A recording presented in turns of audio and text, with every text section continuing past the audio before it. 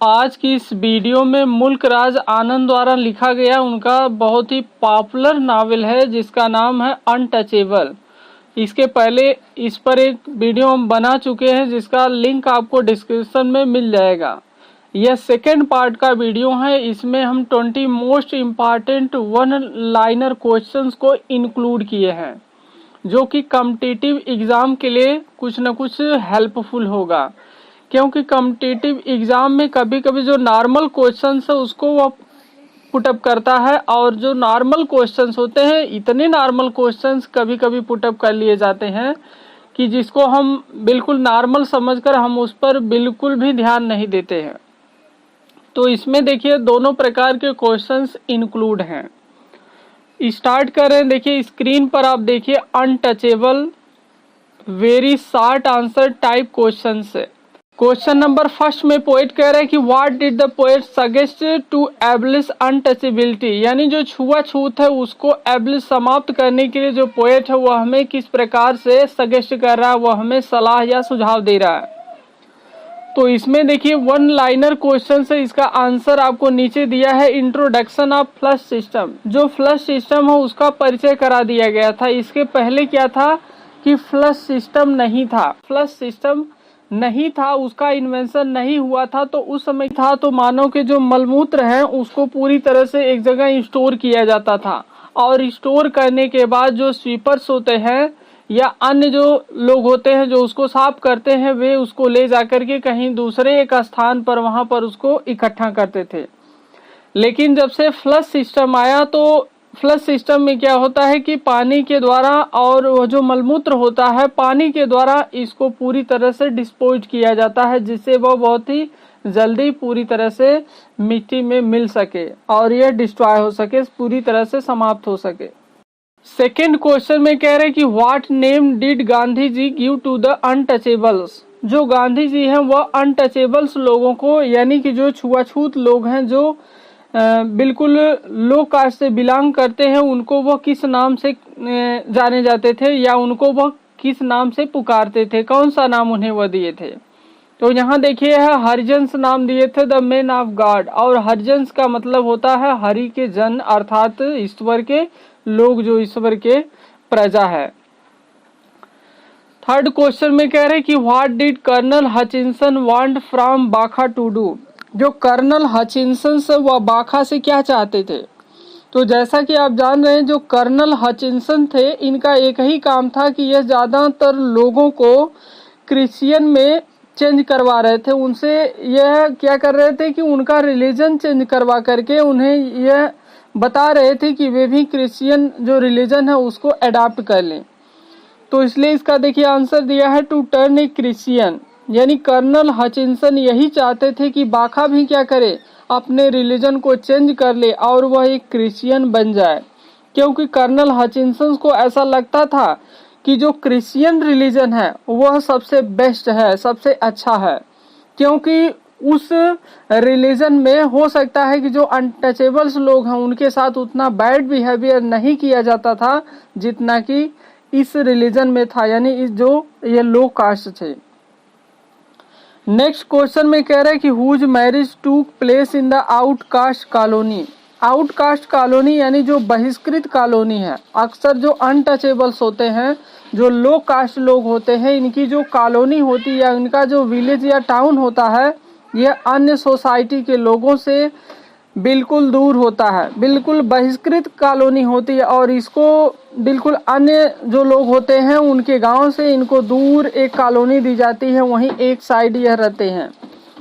तो इसमें देखिए कह रहा है कि किसका उस समय मैरिज टूक प्लेस था, यानी उस समय किसका विवाह था। तो आंसर में है कि द सिस्टर ऑफ रामचरण, यानी जो रामचरण की सिस्टर है उसका विवाह था, और किसमें विवाह था, वही जो आउटकास्ट कॉलोनी थी। नेक्स्ट क्वेश्चन में कह रहे हैं कि how much money had the mother of Ramcharan received from the bridegroom. देखिए कह रहे हैं कि जो ब्राइड ग्रूम थे, यानी जो वर या वधु थे, या दूल्हा कहिए या वर कहिए, जो वर वधु लोग थे अर्थात जो दूल्हे के पक्ष वाले थे, वे लोग कितना पैसा दिए थे रामचरण की माँ को विवाह के समय। तो देखिए वे लोग दिए थे 200 रुपीज़, केवल 200 रुपये दिए थे उस टाइम के लिए। ये जो 200 रुपया है यह बहुत ही अधिक है। नेक्स्ट में कह रहा है कि व्हाट डिड चरस सिंह आस्क बाखा वन डे। जो चरस सिंह है वो बाखा से एक दिन क्या कहे, तो वे जो चरस सिंह है वे बाखा से कहे कि bring some coals from his kitchen. वे कहे कि जो बाखा है वो अपने किचन से कुछ जलते हुए अंगार को लाए, यानी जो कोयला था जो जलता हुआ अर्थात अंगार को वह मांगे थे। अगले क्वेश्चन में कह रहे कि what was the bad habit of Bakha's father. Bakha के जो पिताजी थे उनकी सबसे बैड हैबिट क्या थी। तो आप सभी लोग जान रहे हैं कि बाखा के जो पिताजी थे उनकी सबसे बैड हैबिट यही थी कि find fault with his children. अपने बच्चों में वह 100% से ज़्यादा कमियां निकालते थे। बाखा सुबह को सोया ही रहता था लेकिन वह उसे पूरी तरह से बैड लैंग्वेज का यूज करते थे और उसे पूरी तरह से पिग भी करते थे, सुअर के बच्चे भी करते थे, तमाम तरह की बैड लैंग्वेज का यूज करते थे। और बाखा इसी वजह से सोसाइटी में तो उसको पूरी तरह से नेग्लेक्ट किया ही जाता था। उसके जो फादर थे वह और ज़्यादा उसको परेशान करते थे, इसीलिए जो बाखा था बहुत ज़्यादा परेशान था। What was hit by the stone during fighting in the hockey field? Field में सभी बच्चे हॉकी खेल रहे थे तो उसी समय यहाँ कह रहा है कि व्हाट वाज हिट, यानी किस चीज से चोट लगी थी बाय द स्टोन, जो पत्थर था ड्यूरिंग फाइटिंग, किसको चोट लगी थी। तो सब लोग जितने बच्चे थे फील्ड में हॉकी खेल रहे थे उसी समय उनके बीच में फाइटिंग हो गई और किसी लड़के ने एक पत्थर उठाया और उससे वह चोट पहुंचाया। तो उसमें जो चोट लगी थी वह बाबू का लिटिल सन था, छोटा बच्चा था, और उसकी जो सहायता है वो बाखा ही किया था। क्योंकि बाखा जब देखा कि उसके सिर में चोट लगी है, खून बह रहा था, तो वह उस बाबू के बच्चे को अपनी गोद में उठा करके मानवता के कारण, मानवता की वजह से वो उसको अपने गोद में उठाकर उसके घर ले गया। और जैसे ही उसके घर ले गया उसकी मम्मी, उस बच्चे की जो मम्मी थी, जैसे ही देखी वह कही कि बाखा तुमने बहुत बड़ा पाप कर दिया है, तुमने मेरे बच्चे को छू दिया, अर्थात उसका जो बच्चा है उसके छूने से, यानी लो कास्ट के लोगों के छूने से उसका जो बच्चा है अपवित्र हो गया है। नेक्स्ट क्वेश्चन में कह रहा है कि व्हाई डिड बाखा leave eating with his family. जो बाखा था वो अपने फैमिली के साथ खाना खाना क्यों छोड़ दिया था, ऐसा क्या कारण था। आंसर में दिया है कि because the bread was wet, क्योंकि उस समय जो ब्रेड थी, जो रोटी थी, वह भीगी हुई थी। समस्या यह थी कि जो अनटचेबल लोग होते थे इनको खाने के लिए उचित खाना भी नहीं मिलता था। ये जो अपर कास्ट लोग होते हैं उनके दया सिंपैथी पर ये लोग डिपेंड करते थे। जो भी उनकी इच्छा होती थी, बचा खुचा हुआ या जो जूठा भोजन होता था वही सब दे देते थे।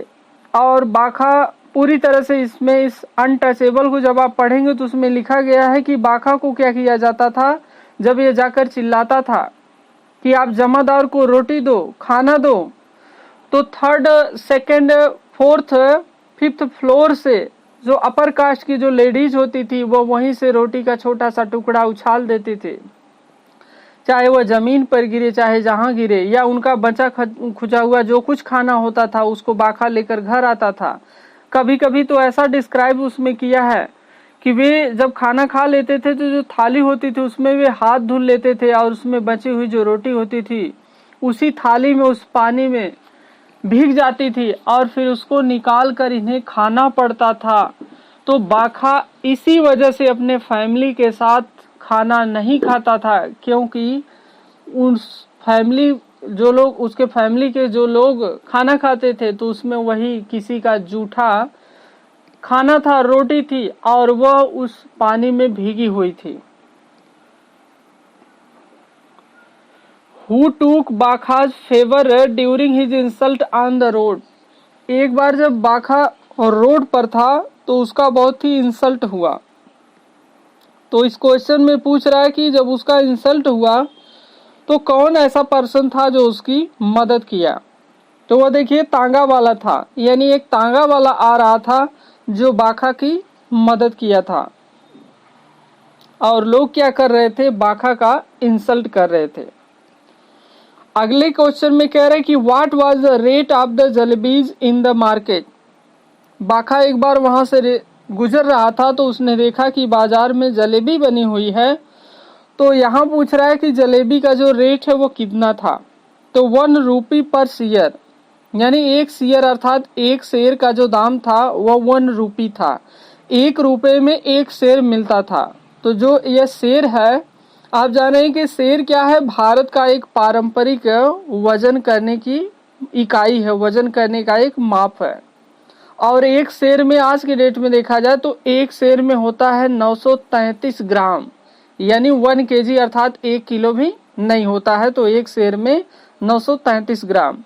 तो वह 1 शेर 1 रुपए में 1 शेर जलेबी को खरीदा था। नेक्स्ट क्वेश्चन में कह रहे हैं कि who played the hockey match. Hockey match किसने खेला था। तो आंसर में दिया है the boys of 31st Punjabi and 38th Dogra regiment, यानी 31st पंजाबी और 38th जो डोगरा रेजिमेंट्स है, इन दोनों के बीच में हॉकी मैच हुआ था। और वे लोग क्या किए थे, खेले थे। हाउ मच मनी डिड बाखा गेट एज बख्शीश। बख्शीश के रूप में जो बाखा है उसको कितना पैसा मिला था।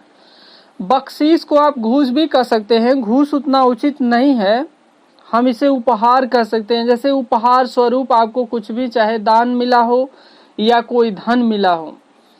और बख्शीश को हम यह भी कह सकते हैं कि जैसे सेवकों के लिए दिया जाने वाला यह एक प्रकार का पुरस्कार होता है।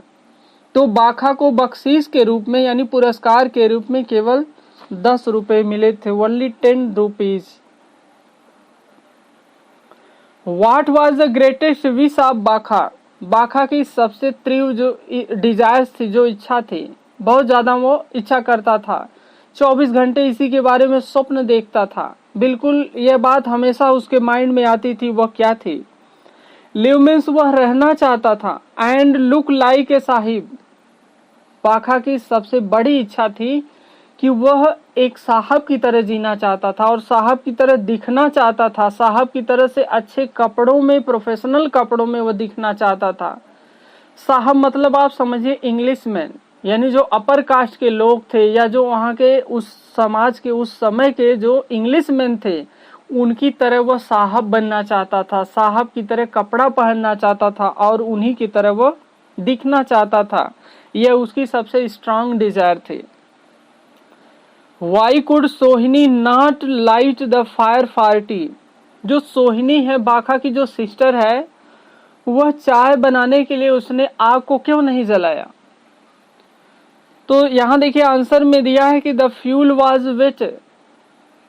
चाय बनाने के लिए जो सोहिनी है उसने ईंधन नहीं जलाया, लकड़ी को नहीं जलाई, आग नहीं जलाई, क्योंकि जो ईंधन था अर्थात जो लकड़ी थी सब कुछ गीली हो गई थी। बरसात हुई थी तो उस समय जो भी लकड़ी, जो भी ईंधन था, सब कुछ गीला हो गया था, इसलिए उसने चाय नहीं बनाया अर्थात उसने आग नहीं जलाई। Who gave water to Sohini at the wall. सोहिनी जब बाखा घर पर आया और बाखा सोहिनी से कहा कि वो उसके लिए थोड़ा सा चाय बना दे, उसको प्यास लगी है, तो सोहिनी जो घड़ा है उसको लेकर कुएं पर जाती है। कुएं पर जाती है तो वहां से जो पंडित कालीनाथ है वह उसको पानी देता है, लेकिन उसके पहले वह उसको इंसल्ट करता है, उसके साथ बैड बिहेवियर करता है। यही नहीं, वहां पर जो अन्य जो महिला है, एक गुलाबो है, वह भी उसे परेशान करती है। वह हमेशा उससे जिलस करती है, ईर्ष्या करती है। और जो पंडित कालीनाथ है वह सोहिनी से कहा कि कल उसके घर साफ सफाई करने के लिए काम पर वह आए और वह यह बात अपने पिताजी से बोल दे। What articles did बाखा buy from the rag sellers shop। जो बाखा है, व्हाट आर्टिकल्स, किस प्रकार की वस्तुओं को डिड बाखा बाई, बाखा ने खरीदा, from the rag sellers shop, यानी जो रैग सेलर शॉप मतलब है ऐसी शॉप से जहां पर कटे फटे हुए, मटमैले, गंदे, फटे पुराने कपड़े बिकते हों। तो वहां से वह किस प्रकार के सामान को बाई किया था। पुराना जैकेट खरीदा था, ओवरकोट खरीदा और ब्लैंकेट यानी कंबल खरीदा था। जो बाखा था वो पुरानी एक कपड़े की दुकान थी, जहां पुराना कपड़ा मिलता था, वहां से वही चीजों को खरीदा था। Who gave बाखा a pair of trousers? Who gave बाखा, बाखा को किसने दिया ए पेयर ऑफ ट्राउजर्स, यानी जो पैंट है अर्थात जो पतलून या पायजामा है वह किसने दिया था बाखा को? एन इंग्लिश सोल्डर, एक इंग्लिश सोल्डर्स दिया था, यानी एक कोई अंग्रेज था जो सैनिक था, उसने बाखा पर दया दिखाई थी और वह बाखा को एक जोड़ा पतलून कहिए, पैंट कहिए या पायजामा गिफ्ट किया था, दिया था। What did people cry to see बाखा in the temple? What did people cry? लोग क्यों चिल्ला रहे थे? To see, जब वो देखे बाखा को in the temple, मंदिर में। बाखा अनटचेबल्स था, लो कास्ट से बिलोंग करता था, तो जब वो मंदिर के आसपास अगर जब भी वह जाता था तो लोग जैसे ही उसे देखते थे लोग चिल्लाने लगते थे। तो लोग क्या कहकर चिल्लाते थे? लोग चिल्लाते थे पॉल्यूटेड पॉल्यूटेड पॉल्यूटेड, यानी लोग बार बार चारों तरफ से लोग उसको घेर लेते थे और दूर से ही चिल्ला चिल्ला कर कहते थे कि इसने पूरे मंदिर को दूषित कर दिया है।